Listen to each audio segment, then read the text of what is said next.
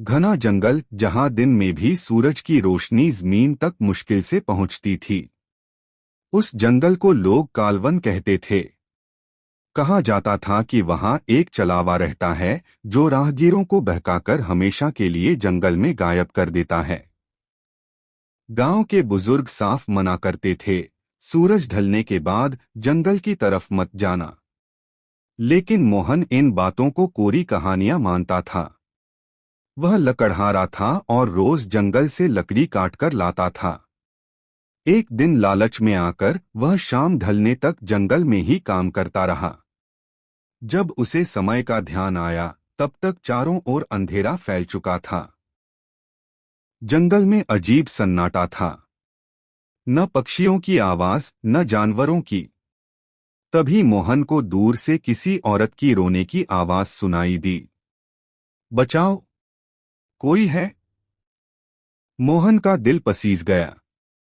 वह आवाज की दिशा में बढ़ चला।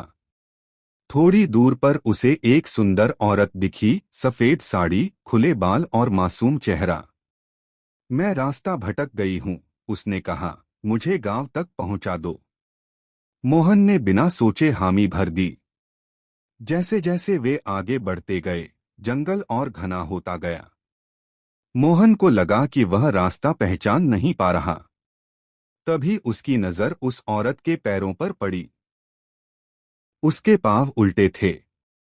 मोहन का मोहन का शरीर सुन्न पड़ गया। उसे याद आया कि दादी कहा करती थीं, चलावा इंसान की शक्ल में आता है, लेकिन उसके पांव उसे पहचान दिला देते हैं। वह औरत अचानक ठहाका मारकर हंसने लगी। उसकी आंखें लाल हो गईं, चेहरा डरावना बन गया। अब तू कहीं नहीं जाएगा, उसने भारी आवाज में कहा। मोहन ने डर के मारे आंखें बंद कर लीं और भगवान का नाम लेने लगा। उसने अपनी कुल्हाड़ी जमीन पर मार दी और पूरी ताकत से चिल्लाया। उसी पल तेज हवा चली, पेड़ जोर जोर से हिलने लगे। चलावे की चीख जंगल में गूंज उठी और वह अंधेरे में गायब हो गया। मोहन बेहोश होकर गिर पड़ा। सुबह गांव वालों ने उसे जंगल के किनारे पाया। होश में आने के बाद वह कांपते हुए बोला, चलावा सच में होता है और वह आज भी जंगल में घूम रहा है।